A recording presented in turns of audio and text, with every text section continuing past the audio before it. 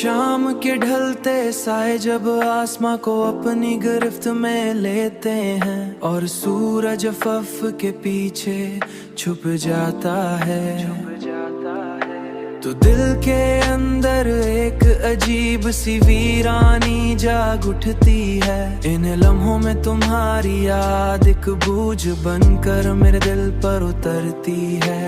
मैं इस बूझ को उठाए हुए जिंदगी के रास्तों चलता रहता हूँ,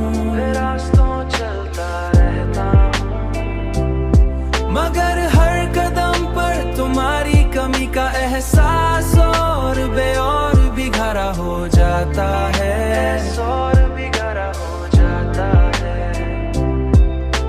जैसे कोई मुसाफिर अंधेरी रात में रास्ता खो दे, जैसे कोई मुसाफिर जिसको मंजिल का कोई निशान न मिले।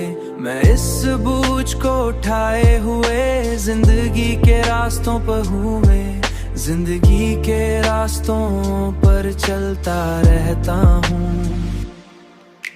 मैं इस बूझ को उठाए हुए जिंदगी के रास्तों चलता रहता हूँ,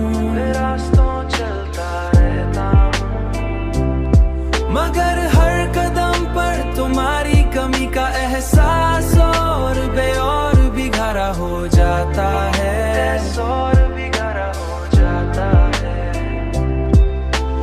जैसे कोई मुसाफिर अंधेरी रात में रास्ता खो दे और मंजिल का कोई निशान न मिले, कोई निशान न मिले। तुम्हारी याद एक बूझ उतरती है, वीरानी जाग उठती